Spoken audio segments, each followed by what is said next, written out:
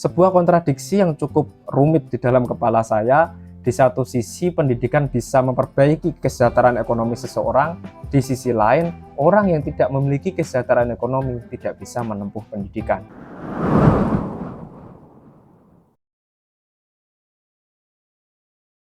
Beberapa hari yang lalu, secara tidak sengaja saya melihat postingan Badan Eksekutif Mahasiswa dari salah satu perguruan tinggi negeri yang ada di Indonesia yang mengeluhkan adanya kenaikan tarif UKT atau uang kuliah tunggal. Lebih tepatnya adalah perluasan rentang tarif UKT. Setelah iseng-iseng membaca kolom komentar, saya menemukan beragam opini di sana. Ada yang setuju, ada yang tidak, ada yang pro, ada juga yang kontra. Secara pasti saya tidak mengetahui apa penyebab dari kenaikan UKT itu sendiri, atau lebih tepatnya perluasan rentang tarif UKT. Namun kemungkinan disebabkan oleh adanya perubahan status perguruan tinggi negeri yang awalnya satuan kerja menuju ke perguruan tinggi negeri Badan Layanan Umum. Mungkin banyak yang belum tahu jika di Indonesia sendiri status otonomi perguruan tinggi negeri terbagi menjadi 3, yaitu perguruan tinggi negeri satuan kerja atau PTN-Satker, perguruan tinggi Badan Layanan Umum atau PTN-PLU, dan juga perguruan tinggi berbadan hukum atau PTN-BH.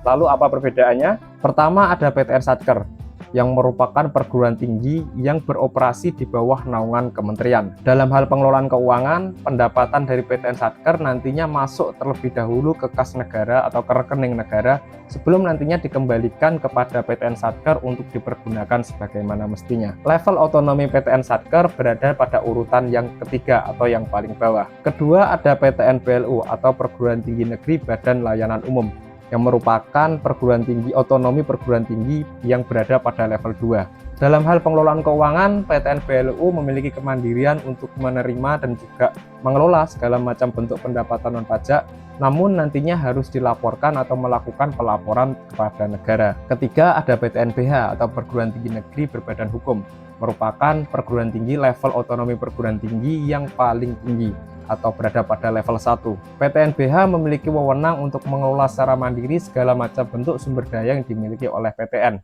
baik itu mulai dari keuangan, kemudian dosen, tenaga pendidik, dan lain sebagainya.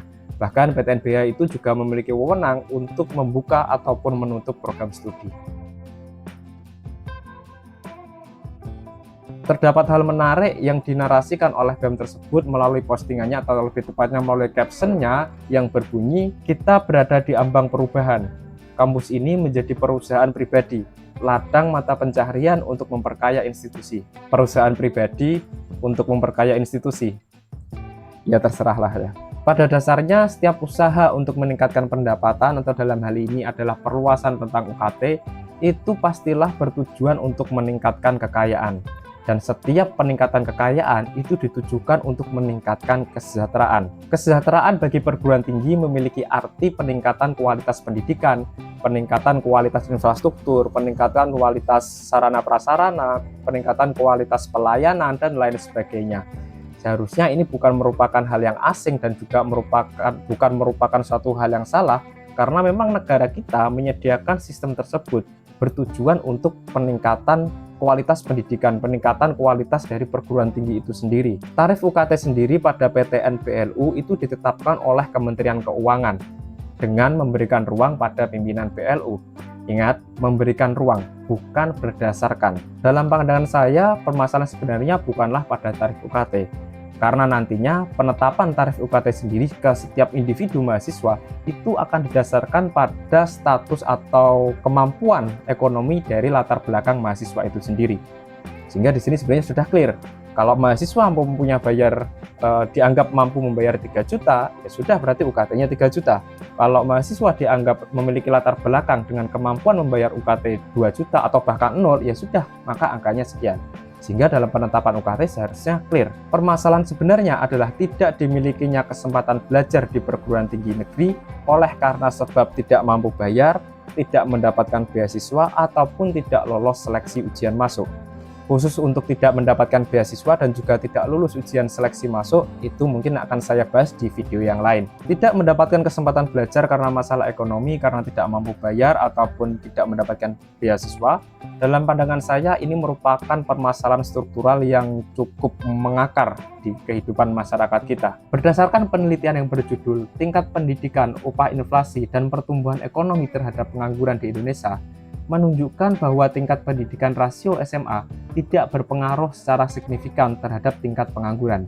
Sedangkan tingkat pendidikan rasio universitas berpengaruh secara signifikan terhadap tingkat pengangguran, di mana setiap kenaikan 1% tingkat pendidikan rasio universitas akan diikuti oleh penurunan tingkat pengangguran sebesar 5,913522%. Jika kita asumsikan bahwa pendidikan memiliki pengaruh secara positif terhadap tingkat ekonomi seseorang, terhadap kesejahteraan ekonomi seseorang, maka pertanyaannya adalah, kapan mereka yang tidak mampu menempuh pendidikan karena masalah ekonomi dapat memiliki kesempatan untuk belajar di perguruan tinggi negeri guna meningkatkan peluang dalam memperbaiki ekonomi? Jika pendidikan bisa memperbaiki ekonomi seseorang, gimana nasib orang-orang yang tidak memiliki kesempatan untuk menempuh pendidikan karena masalah ekonomi? Sebuah kontradiksi yang cukup rumit di dalam kepala saya. Di satu sisi, pendidikan bisa memperbaiki kesejahteraan ekonomi seseorang. Di sisi lain, orang yang tidak memiliki kesejahteraan ekonomi tidak bisa menempuh pendidikan. Memang, pendidikan bukanlah satu-satunya jalan untuk meningkatkan kesejahteraan ekonomi. Di luar sana banyak orang yang tidak berpendidikan namun sukses secara ekonomi. Tapi kalau kita lihat, di sana ada peran keberuntungan, entah keberuntungan berupa apapun itu. Lalu haruskah kita menyerahkan hidup mereka kepada yang namanya keberuntungan? Tidakkah lebih baik jika kita memberikan kepada mereka pendidikan, kita memberikan kepada mereka kesempatan untuk memperbaiki ekonomi mereka, untuk meningkatkan kesejahteraan ekonomi mereka melalui pendidikan yang mereka terima? Tidakkah lebih baik juga memberikan mereka pendidikan di mana bisa memperbesar peluang mereka untuk meningkatkan kesejahteraan? Jika asumsi saya tadi benar bahwa pendidikan bisa meningkatkan kualitas ekonomi seseorang, bisa meningkatkan kesejahteraan ekonomi seseorang, maka solusi yang saya bayangkan, solusi yang ada di dalam kepala saya, yang ada di dalam imajinasi saya, adalah sekolah gratis untuk semua kalangan dan untuk semua jenjang tanpa adanya ujian masuk atau tes masuk. Sehingga mereka yang awalnya tidak memiliki kesempatan belajar karena masalah ekonomi, akhirnya bisa menempuh pendidikan, bisa belajar, bisa memiliki kesempatan untuk memperbaiki ekonominya setelah lulus nanti, untuk meningkatkan kesejahteraan ekonominya setelah lulus nanti. Tentu saja masih banyak hal yang perlu dipertimbangkan, soal keuangan, soal kualitas pendidikan, soal teknis pelaksanaan, soal sumber daya manusia.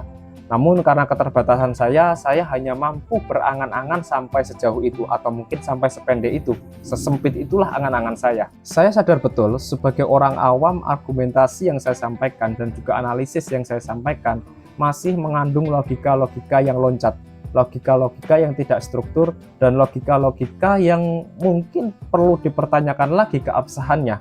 Serta tidak hanya itu, soal penarikan kesimpulan dari data yang ada, dari analisis yang ada, mungkin saya masih banyak kekurangan. Oleh karena hal itu, saya sangat membuka ruang diskusi buat teman-teman sekalian. Barangkali ada hal-hal yang luput dari pandangan saya, ada yang kurang dari analisis saya, dan juga ada yang salah dari penarikan kesimpulan saya.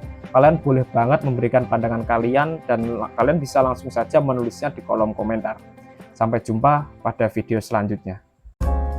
Jika Anda menemukan video ini bermanfaat, silahkan subscribe, like, aktifkan notifikasi loncengnya, dan share agar lebih banyak lagi yang merasakan manfaatnya.